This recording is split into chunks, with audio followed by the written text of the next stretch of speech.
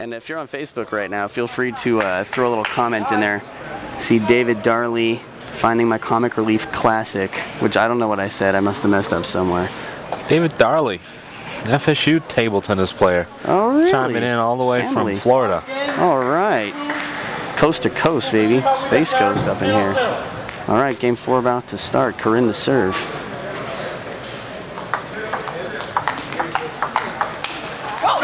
Man, the sound of those short pips, that high-pitched sound. So many of us are dreading that sound. Bad memories all around with that sound. Oh, the lean and smash. That was like the Bruce Lee punch. She had like 1-inch movement on her paddle and just crushed it down the line. Well, I'm sorry I missed that. I was watching this exchange between Luke Hens and Fernando Yamazato. They had a wicked forehand loop exchange cross-court to cross-court. Did you know Brazil has the 2nd largest Japanese population on the planet, only to Japan? I did not know that. Yeah, I was reminded of that when I heard Fukushima say something and have a Brazilian accent. I was like, oh, that's right. I should have asked Simon Tiotia that. He is a endless book of wealth of knowledge. Yeah, Dave Delvecchio knows his stuff too. He's got a lot of random fun facts, anything you want to know. No one's probably seen or heard from David Delvecchio at all this weekend, but you know, he's here because he's been the guy who's been helping us out with the audio and a lot of the sound and just taking care of us, making sure that we're mic'd up properly for all of you. He's the silent hero, the man behind the scenes. He's sort of the opposite of me. He does all the work and gets no recognition for it. I do no work. No, I'm just kidding. He just confirmed that. The audio is terrible, don't blame me. And if the audio is terrible, do not blame David. Wow.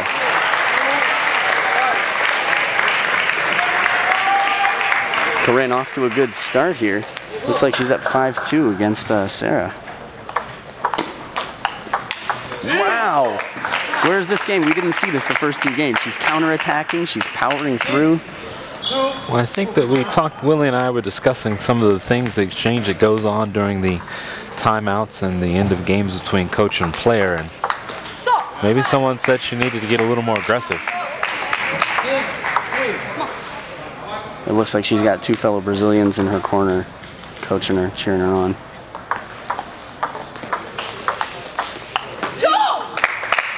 There it is again. Sara seems thrown by the spin coming back off the pips.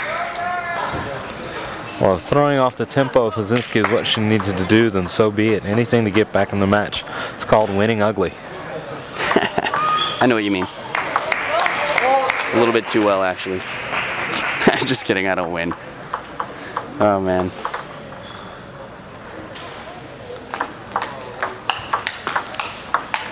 Ooh. So this is out of 5, is that right? Best of 5. It's out of 7? We're getting word that it's out of 7. Just been corrected by Brandon, our scorekeeper, who's all of about 8. It's 12. He just turned 12. Sorry. Dude. Looks like he's 8. Not to me. Well, you look good for a 12-year-old, Brandon, is what we're saying. You look healthy. Nonetheless, Brandon could probably beat all of us in table tennis, but he still looks like he's 8. Ooh. Look at this. From 7-3 to 7-6, Sara's back in it. 7-6. Figuring something out and just overpowering, overspinning. Ooh, just long, and it's tied up here. I think there's also something about the headband that Karin is wearing that just says to me, like, peaceful, calm, you know? Yeah, on Hazinski, it looks like her headbands are bedazzled. Right. Maybe that speaks to her game. I don't know how much thought goes into it when these ladies a lot, I guarantee you. I mean, I had a sister and she wasn't the type who took an hour getting ready, but wow. Wow. Hope you caught that. I hope all of you caught it. It was so fast you probably didn't. I know Sara didn't. Burying the ball just right off the bounce down the line. I don't have the confidence to do that. For a good reason, I'm realistic, and I would have missed that shot. Looks like Fernando Yamazato is up against some nerves.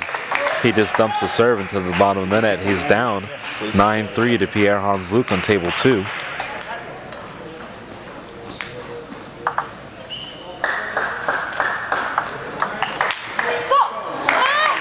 You might want to point out that Sara Hazinski has her husband Mark Hazinski in her corner coaching her for this match. I don't know if that helps or hurts, but I'm pretty sure she's pretty comfortable with it. Can't imagine it hurts. He just came down off a nice victory. Pretty good track record here at the Collegiate Nationals. Karin's right here, 9-10, 1 point away from deucing it up. Sara with game point. Ooh, switching to the backhand, see what happens. Little surprise.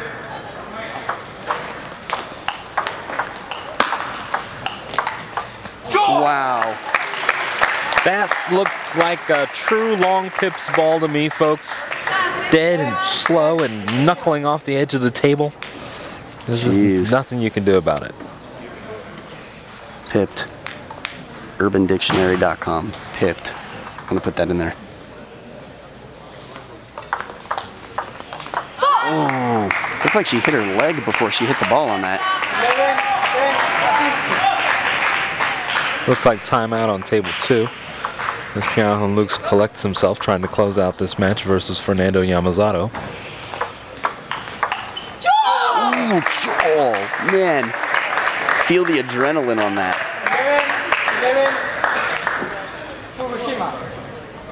Fukushima giving the stare of death, blowing at the ball to make sure it's dry. Thinking about her serve, and here it comes.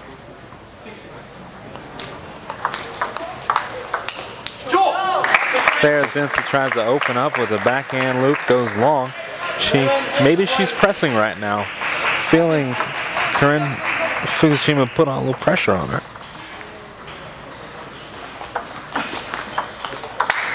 Ooh, a lot of spin on that.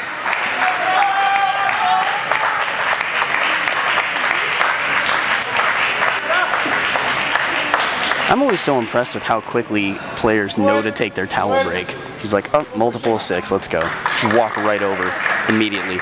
I think it's a great benefit to be able to take that one moment to collect yourself. Oh. Sara with a lot of spin back at game point.